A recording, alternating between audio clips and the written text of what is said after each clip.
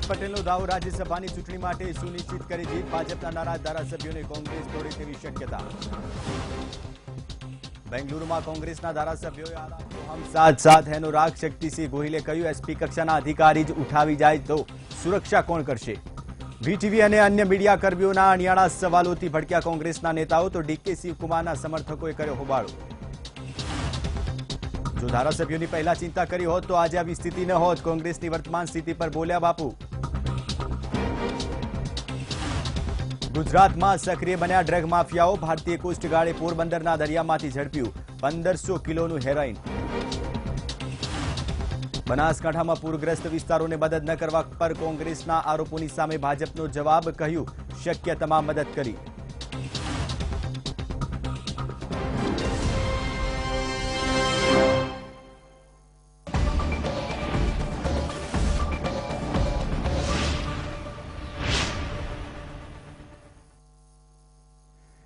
નમસ્કાર હું છું જયેશ ચૌધરી આપ જોઈ રહ્યા છો વીટીવી ન્યૂઝ એક નજર કરીશું વીટીવી 25 ખબર પર તો કોંગ્રેસના નેતા શક્તિસિંહ ગોહિલે યોજી પ્રેસ કોન્ફરન્સે કહ્યું ગુજરાતની લોકતંત્રની પરિસ્થિતિ ખરાબ જેથી ગુજરાતના લોકતંત્રની રક્ષા કરવાનો સમય આવી ગયો તો શક્તિસિંહ ગોહિલે કહ્યું જેડીયુ અને એનસીપીના ધારાસભ્યો અમારી સાથે છે અને ગુજરાતની 57 સીટ પર કોંગ્રેસ શક્તિસિંહ ગોહિલે બળવંતસિંહ રાજપૂત પર સાધ્યું નિશાન કહ્યું આર્મી નેવીમાં ઓઇલ સપ્લાય કરે છે તેને તોડવામાં આવ્યું 22 ધારાસભ્યો ખરીદવાની ભાજપની હતી ચાલ રાજ્યસભાની જીત માટે અમારી પાસે પૂરતા મત શક્તિસિંહે ભાજપ પર પ્રહાર કરતા કહ્યું ભાજપ સરકાર કોંગ્રેસને તોડવામાં લાગી છે ભાજપને ભારે વરસાદના માહોલની ચિંતા નથી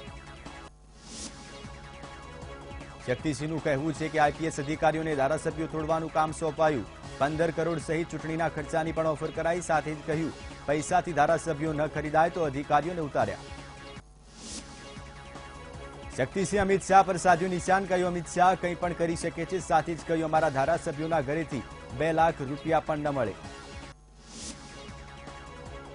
સાથે જ શક્તિસિંહે કહ્યું કે અમારા તમામ ધારાસભ્યો પરિવારની જેમ રહે છે અને જરૂર પડશે તો અમે સુપ્રીમ કોર્ટ સુધી જઈશું સાથે જ કહ્યું કે 7 ધારાસભ્યો અમારા સંપર્કમાં શંકરસિંહ વાઘેલાએ યોજી પ્રેસ કોન્ફરન્સ બાપુએ કોંગ્રેસ પર કર્યા પ્રહાર કહ્યું કોંગ્રેસ આજે એમએલએની ચિંતા કરી એવી પહેલા કેમ ન કરી કોંગ્રેસે પહેલા ચિંતા કરી હોત તો આ સ્થિતિ ઊભી ન થઈ હોત બાપુએ કહ્યું મેં પહેલા જ કહ્યું હતું ધારાસભ્યો કોંગ્રેસ છોડશે સાથે જ બાપુએ કહ્યું કે મેં કોઈ ધારાસભ્ય સાથે ફોન પર વાત કરી નથી ગુરદાસ કામતે કાઢેલો રસ્તો ન અપનાવવાનું આ પરિણામ સાથે જ બાપુએ કહ્યું કે હું કોઈ પાર્ટીમાં જોડાવાનું નથી મારું જીવન હવે લોકો માટે અમે ટિકિટ દેવાવાળામાંથી છીએ ટિકિટ લેવાવાળામાંથી નહીં રાજકોટના માજી સાંસદ કુંવરજી બાવળિયાએ વીટીવી સાથે કરી વાતચીત કહ્યું ગુજરાતના રાજકારણમાં હાલ ગરમાવો કોંગ્રેસના 6 ધારાસભ્યોએ પક્ષનો સાથ છોડી મતદારોનો કર્યો છે દ્રોહ સાથે જ બાવળિયાએ કહ્યું કે બેંગલુરુ ગયેલા તમામ ધારાસભ્યો પણ અમારા સંપર્કમાં સાથે જ બેંગલુરુ ન જનારા ધારાસભ્યો પણ કોંગ્રેસ સાથે જ તો આવનારા સમયમાં રાજ્યસભામાં અહેમદ પટેલની જીત નિશ્ચિત ઠાસરાના કોંગ્રેસમાંથી અમૂલના ચેરમેને ભાજપમાં જવાના આપ્યા સમાચાર ડાકોર નગરપાલિકાના કોંગ્રેસ પ્રેરિત 16 સભ્યો જોડાશે ભાજપમાં ગળતેશ્વર અને ખેડા તાલુકા પંચાયત બિનહરીફ બની શકે છે ભાજપની સામે બંને તાલુકા પંચાયતમાં વિપક્ષ ન હોય તેવી શક્યતા વધી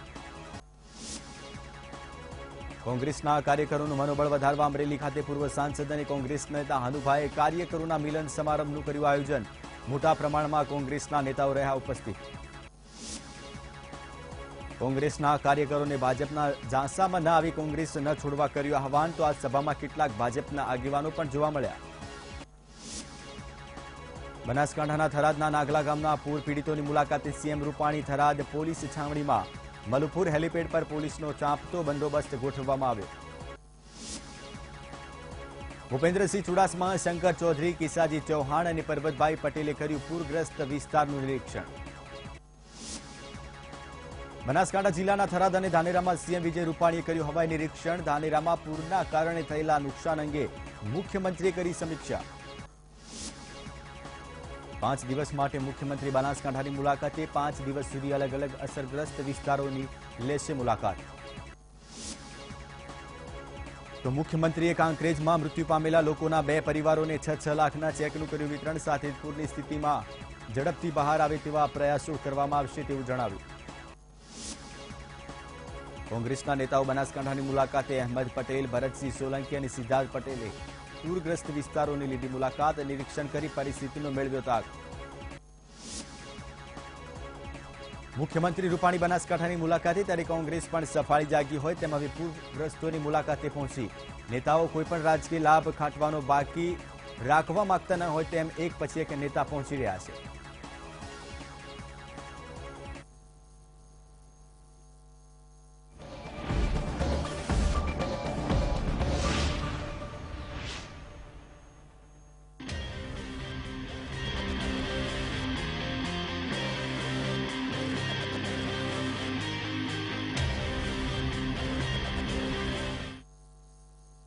તો હવે વાત કરીશું મહત્વપૂર્ણ સમાચારોની. તો એક તરફ કોંગ્રેસમાં ભંગાણ જેવી સ્થિતિ જોવા મળી રહી છે, તો બીજી તરફ ગુજરાતમાં કોંગ્રેસ અચાનક જ અગ્રેસિવ થઈ ગઈ છે. અહેમદ પટેલને જીતાડવા માટે ઈડી ચોટેનું જોર લગાવવામાં આવી રહ્યું છે. 44 ધારાસભ્યો મત આપે તો અહેમદ પટેલની જીત નિશ્ચિત છે.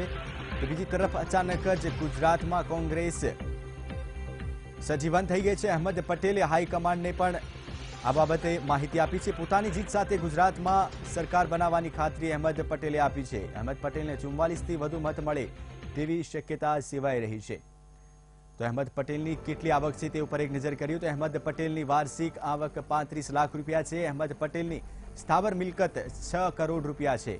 અહેમદ પટેલની ચલ સંપત્તિ 2 કરોડથી વધારે, જ્યારે 2011ની સ્થિતિ હાલની કુલ સંપત્તિમાં વધારો જોવા મળી રહ્યો છે. તો રાજ્યસભાની ચૂંટણી માટે કોંગ્રેસ તરફથી અહેમદ પટેલ ઉમેદવાર છે. ત્યારે અહેમદ પટેલની વાર્ષિક આવકની વાત કરીએ તો તેમની વાર્ષિક આવક 35 લાખ, જ્યારે સ્થાવર મિલકત 6 કરોડ રૂપિયા છે. આ જ અંગે વધુ માહિતી આપશે અમારા વીટીવીના એડિટર ઈસુદાન ગઢવી. ઈસુદાન, જે રીતે કોંગ્રેસ અચાનક જ ગુજરાતમાં સંમેલન કરવા લાગી છે, કાર્યકર્તાઓને ભેગા કરવા લાગી છે, અચાનક સજીવ થઈ ગઈ છે, શું કહેશો? બિલકુલ જયેશ, જે રીતે અહેમદ પટેલની જે જીતને લઈને જે એક વાત હતી કે અહેમદ પટેલ હારશે અને શક્યતા એવી નથી, તો એને લઈને એક જે રીતે આખો માહોલ બનાવવામાં આવ્યો.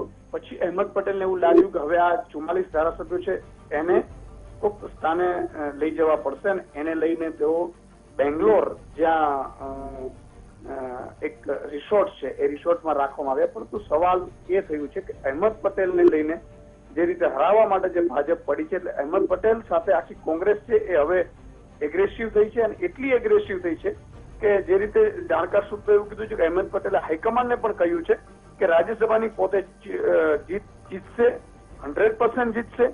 એટલું જ નહીં, હવે અહેમદ પટેલે એવું નક્કી કર્યું છે, હાઈકમાન્ડને એવી ખાતરી પણ આપી છે કે કોઈ પણ ભોગે હવે ગુજરાતમાં કોંગ્રેસની સરકાર લાવશે. એટલે જે રીતે એક માહોલ, એક મોરલ અપ કરવાના પણ કાર્યક્રમ આગામી સમયમાં કરવામાં આવશે. બીજી બાજુ એ એવી રીતે પણ કામગીરી કરશે કે હવે ભાજપના નારાજ લોકો છે ને એને તોડવાનો પ્રયાસ પણ કોંગ્રેસ કરશે. આથી હવે કોંગ્રેસ એટલી એગ્રેસિવ નેસ ઉપર ચાલવાની ગણતરી રાખી રહી છે કે 60 બેઠક એમની ફિક્સ છે ને બીજી 30-40 બેઠક કઈ રીતે મેળવાય એ માટેની આખી રણનીતિ કોંગ્રેસ છે આગામી 8 ઓગસ્ટ બાદ કરશે. અને 8મી ઓગસ્ટે રાજ્યસભાની કોઈ પણ ભોગે બેઠક જીતાય એવું એક પ્લાન કરવામાં આવ્યું છે. આના કારણે બે પ્રકારે ગાબડા પડશે. એક તો પ્રબંધસિંહ રાજપૂતને જે રીતે ભાજપ લઈ જવા ઈચ્છતું હતું અને જે ડીલ થઈ હોય છે, પણ એમાં રાજ્યસભામાં બળવંતસિંહ નહીં જઈ શકે, તો જે આગામી જે રણનીતિ છે એમની ભાજપ અને બળવંતસિંહની, એ તૂટી શકે એવી સ્થિતિ છે. બીજા એમએલએ છે એ ન જાય તો જે શંકરસિંહ અને જે આખો જૂથનું એક પ્લાન હતું એમાં ગાબડું પડે એવી શક્યતા છે. ને એમાં ત્રીજી કોંગ્રેસ બીજા જો 3-4 બીજેપીના જો તોડી લે નારાજ ધારાસભ્યો, તો આખી મામલો છે એ વધુ બીજેપીના ગુજરાત માટે ખાસ કરીને વધુ ગંભીર બને એવી શક્યતા દેખાઈ રહી છે. એના કારણે કોંગ્રેસ છે એ એગ્રેસિવ થઈ છે. બિલકુલ, ઈસુદાન, માહિતી આપવા બદલ આપનો ખૂબ ખૂબ આભાર.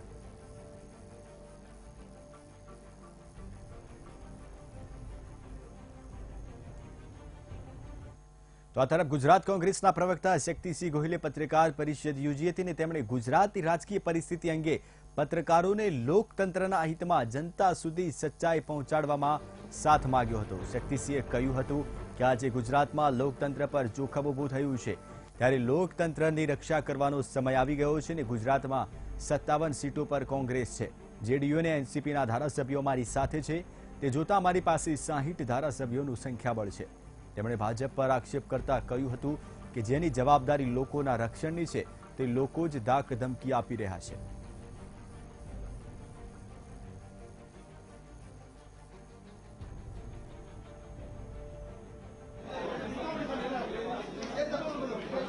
उसमें मीडिया एक लोकतंत्र की रक्षा का सबसे बड़ा पिलर है.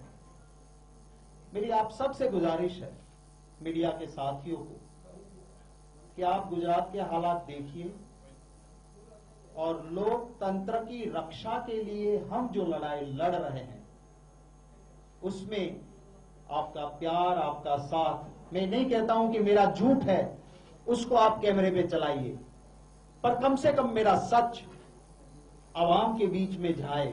182 का हाउस है, 182 टोटल स्ट्रेंथ है. 57 कांग्रेस के विधायक है, 57 कांग्रेस के सिंबल पे चुनाव जीते थे. एनसीपी के साथ हमारा सीट एडजस्टमेंट था. 2 विधायक एनसीपी के चुनाव जीते हैं कांग्रेस के साथ सीट शेयरिंग में, और एक जेडीयू के साथ ही हमें समर्थन कर रहे हैं. तो हमारे साथ पास 60. हमारी तीसरी सीट के लिए हमें चाहिए 45 वोट्स, 45 वोट्स. हमारे पास कितने? 60 और चाहिए सिर्फ 45. भारतीय जनता पार्टी ने शाम दाम दंड भेद, राजनीति में लेवल होता है, किया जा सकता है, पर जिसे बिलो बेल्ट कहते हैं, झूठा मुकदमा दर्ज करो, सीबीआई की धौंस दिखाओ, ईडी की दिखाओ, आईटी की दिखाओ, आपके सामने खुला मैं छोड़ता हूं उनको. अब पूछ लीजिए उनको कि किस तरह से पैसे मांगे जाते हैं, किस तरह से डराया जाता है, किस तरह से धमकाया जाता है. तुम्हारा ट्रैक्टर चलाता है तुम्हारा बेटा, वो कल सैंड लेके गया था, मैं उसको जेल में डालूंगा. इन सब के बावजूद अगर ये टिके हैं तो आपका भी धर्म बनता है कि एक सच की लड़ाई में आप मुझे साथ दें. તો બેંગાલુરુ ઇગલ્ટન રિસોર્ટ ખાતે ગુજરાત કોંગ્રેસ પ્રદેશ કમિટી દ્વારા પત્રકાર પરિષદ યોજવામાં આવી હતી અને પત્રકાર પરિષદ બાદ સવાલોના જવાબ આપતી વખતે ઘણા ધારાસભ્યો અકળામણ અનુભવતા હતા, તો કેટલાક ધારાસભ્યોએ જવાબ આપવાનું ટાળ્યું હતું. જો કે આ બધા વચ્ચે તમામ ધારાસભ્યોનો એક સૂર હતો કે તેઓ લાલચમાં આવી જઈને કોંગ્રેસ છોડવાના નથી અને પક્ષ કહેશે ત્યાં સુધી આ રિસોર્ટ પણ છોડવાના નથી. તો કોંગ્રેસના 44 ધારાસભ્યોને અત્યારે બેંગલુરુ લઈ જવામાં આવ્યા છે. બેંગલુરુની ઇગલ્ટન રિસોર્ટમાં રાખવામાં આવ્યા છે, ત્યારે કેટલાક કોંગ્રેસના પક્ષોએ પ્રતિક્રિયા આપતા જણાવ્યું હતું કે તેઓ ભાજપની લાલચમાં નહીં આવે અને કોંગ્રેસ પક્ષ નહીં કહે ત્યાં સુધી ઇગલ્ટન રિસોર્ટ પણ નહીં છોડે. તો એક તરફ કોંગ્રેસમાં ભંગાણ જેવી સ્થિતિ જોવા મળી રહી છે. કોંગ્રેસના 6 જેટલા ધારાસભ્યોએ રાજીનામું આપી દીધું છે, તો બીજી તરફ કોંગ્રેસે ડેમેજ કંટ્રોલ કરવા માટે પોતાના 44 ધારાસભ્યોને બેંગલુરુને એક રિસોર્ટમાં લઈ ગઈ છે. ઉલ્લેખનીય છે કે આગામી સમયમાં રાજ્યસભાની ચૂંટણી આવનાર છે અને આગામી 8 ઓગસ્ટે રાજ્યસભાની ચૂંટણીના મતદાન દિવસે જ આ તમામ ધારાસભ્યોને ગુજરાત લાવવામાં આવશે.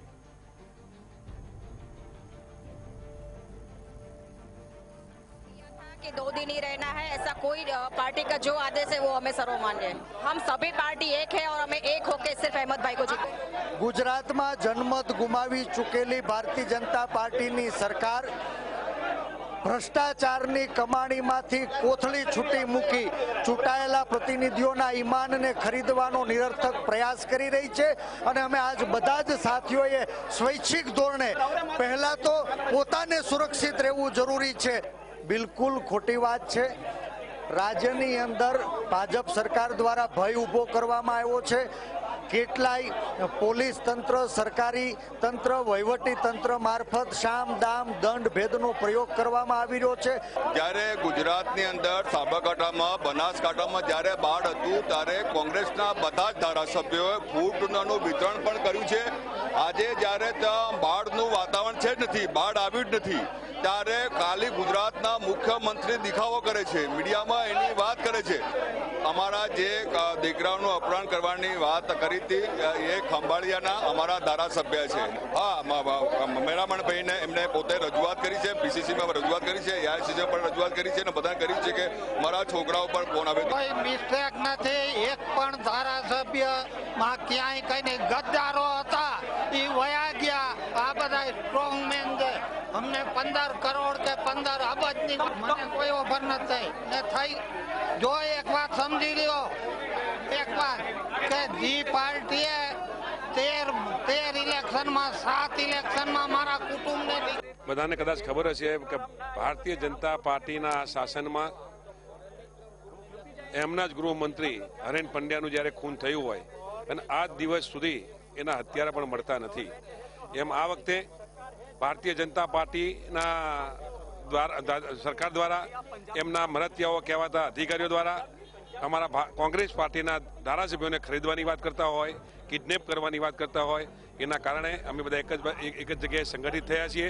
કોંગ્રેસમાં અમારી એકતા છે. અહીં એક પણ ધારાસભ્યને બળજબરીપૂર્વક લાવવામાં આવે નથી. એટલું હું 100% કહીશ કે જ્યારે ભારતીય જનતા પાર્ટીના શાસનમાં કોંગ્રેસના ધારાસભ્યોને કિડનેપ કરવાની વાત થતી હોય, સમજાવવાની વાત થતી હોય, 10-10 અને 15-15 કરોડ રૂપિયા આપીને ખર્ચીને એમને ખરીદવાની વાત થતી હોય, ત્યારે અમે સ્વયંભૂ અમે બધા જ ધારાસભ્યો ભેગા મળી પાર્ટી જ્યાં સુધી અમારી સેફટી ન જણાય ત્યાં સુધી 8મી તારીખ સુધી શું કરવું એમાં બધા જ ધારાસભ્યો ભેગા મળી નક્કી કરીને પછી આગળનું કાર્યક્રમ શું કરવું નક્કી કરીશું. 2 દિવસ પરિવાર છોડી આવવું પડે એટલે પણ પાર્ટી માટે આવ્યા છે.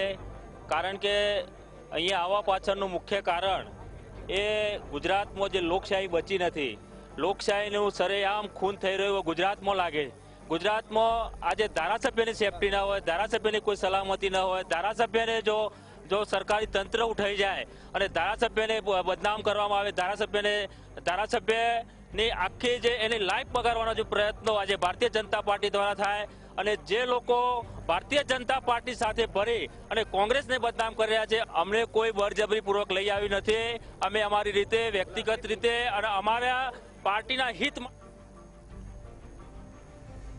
તો કોંગ્રેસ ભલે સ્વીકારવા તૈયાર ન હોય, પરંતુ કોંગ્રેસ પક્ષ હવે ડેમેજ કંટ્રોલ કરવા માટે મરણિયા પ્રયાસો કરી રહી છે. તો આપણે જણાવી દઈએ કે ભાજપ મોટી ભેળ પાડવા માટે મથી રહ્યું હતું તેવો આક્ષેપ કોંગ્રેસના નેતાઓ કરી રહ્યા છે. તો એક તરફ શક્તિસિંહ ગોહિલે પણ મહત્વનું નિવેદન આપ્યું છે. ધારાસભ્યોને નાણાં પદની મોટી ઓફરની ચર્ચા થઈ હોવાની પણ વાત બહાર આવી છે. કોંગ્રેસના નેતાઓએ આક્ષેપ કર્યો છે. તો ગુજરાતમાં લોકતંત્રને નુકસાન પહોંચી રહ્યું છે તેવો આક્ષેપ શક્તિસિંહ ગોહિલે પ્રેસ કોન્ફરન્સ દરમિયાન કર્યો હતો. તો અત્યાર સુધીમાં શું થયું તેના પર એક નજર કરીએ તો કોંગ્રેસના એમએલએ ક્રોસ વોટિંગ કર્યું હતું. અગાઉ યોજાયેલી રાષ્ટ્રપતિ ચૂંટણીમાં કોંગ્રેસના 11 એમએલએ ક્રોસ વોટિંગ કર્યું હતું. જોકે તરત જ રાજ્યસભાની ચૂંટણી પણ આવી રહી છે, એટલે કે આગામી 8 ઓગસ્ટે રાજ્યસભાની ચૂંટણી આવી રહી છે અને અહેમદ પટેલ કોંગ્રેસ તરફથી ઉમેદવાર છે. તો જે રીતે ક્રોસ વોટિંગ થયું તેને લઈને કોંગ્રેસ ચિંતામાં છે. આગામી રાજ્યસભામાં ગુજરાતની 3 બેઠકો ખાલી હતી, તેને લઈને આગામી 8 ઓગસ્ટે રાજ્યસભાની 3 બેઠકો પર ચૂંટણી યોજાવાની છે. રાજ્યસભાની ચૂંટણીમાં માત્ર એમએલએ જ મતદાન કરી શકે છે. ફરી એકવાર આપણે જણાવી દઈએ કે રાજ્યસભાની ચૂંટણીમાં માત્ર એમએલએ જ મતદાન કરી શકે છે.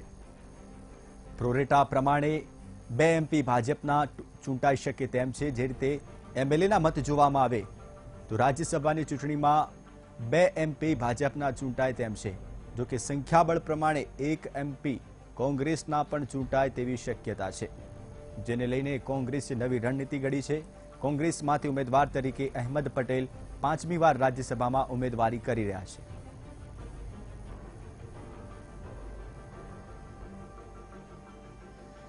તો હવે અન્ય સમાચારની વાત કરીશું. તો આપણે સૌ ઉડતા પંજાબથી વાકેફ છીએ, પરંતુ હવે ગુજરાતને પણ ઉડતા ગુજરાત બનાવવાનો ડ્રગ માફિયાઓ એક્ટિવ થયા છે.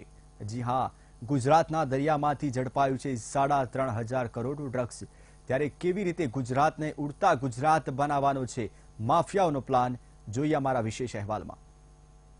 ઉડતા પંજાબ બાદ ઉડતા ગુજરાત. ડ્રગ માફિયાઓ બન્યા ગુજરાતમાં સક્રિય. 3,500 કરોડનું ડ્રગ ઘુસાડવાની ફિરાકમાં હતા માફિયાઓ. પંજાબમાં યુવાધનને નશાના રવાડે ચડાવનારાઓની ગંદી નજર હવે ગાંધીના ગુજરાતમાં પડી છે. યુવાધનની જિંદગી બરબાદ કરવા અને નશાનો વેપલો કરવા ડ્રગ માફિયાઓ ગુજરાતમાં એક્ટિવ બન્યા છે. જી હા, ભારતીય તટરક્ષક દળે પોરબંદરના દરિયામાંથી એક વ્યાપારી જહાજને ઝડપી પાડ્યું છે, જેમાંથી 3,500 કરોડની કિંમતનું 1,500 કિલો હેરોઇન મળી આવ્યું છે. સમુદ્રમાંથી અત્યાર સુધીમાં સૌથી મોટો ડ્રગનો જથ્થો મળી આવ્યો છે. અરબી સમુદ્રમાં ઈરાન તરફથી આવતા જહાજમાંથી ઝડપાયેલ 8 નાગરિકો ભારતીય છે, જ્યારે પકડાયેલું આ જહાજ MV હેનરી પનામાનું છે અને તેને અલંગ બ્રેકિંગ બંદરગાહ પર લાવવામાં આવી રહ્યું હતું. મહત્વનું છે કે ડ્રગ્સની સમુદ્રી તસ્કરીમાં અત્યાર સુધીનું સૌથી મોટું કૌભાંડ ઝડપાયું છે, પરંતુ ગુજરાતને ઉડતા ગુજરાત બનાવવાની કોશિશ કરનારા માફિયાઓ હજુ પડદા પાછળ છે, જેને પકડવા માટે પોલીસે ચક્રો ગતિમાન કર્યા છે. પનામાના આ જહાજને અલંગ ખાતે કબાડના રૂપમાં લઈ જવાઈ રહ્યું હતું, પરંતુ 3 દિવસ પહેલા જ ખુફિયા સૂત્રો દ્વારા જહાજમાં કંઈક સંદિગ્ધ સામાન હોવાની માહિતી મળી હતી, જે બાદ કોસ્ટગાર્ડ દ્વારા સમુદ્રમાં ઓપરેશન હાથ ધરવામાં આવ્યું હતું. કોસ્ટગાર્ડના જહાજ સમુદ્ર પાવકને તાત્કાલિક રવાના કરાયું હતું અને તે બાદ સમુદ્રમાં જહાજ દેખાતા જ તેને કોસ્ટગાર્ડ દ્વારા પોતાના કબજામાં લઈ લેવાયું હતું. હેરોઇન એક એવા પ્રકારનું ડ્રગ્સ છે જેની લત સૌથી આસાન રીતે લોકોને લાગી જાય છે. અફીણયુક્ત નશો એટલે કે હેરોઇન નશો કરતા જ મગજમાં ડોપામાઇનનું સ્તર 200 ગણું વધી જાય છે.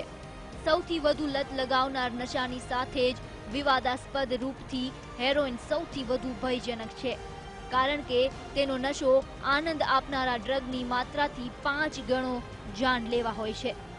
તેવામાં હવે ગુજરાતમાં કરોડો રૂપિયાનું હેરોઇન ગુજરાતના યુવાધનને બરબાદ કરી શકે છે, યુવાધનની જિંદગી બરબાદ કરી શકે છે.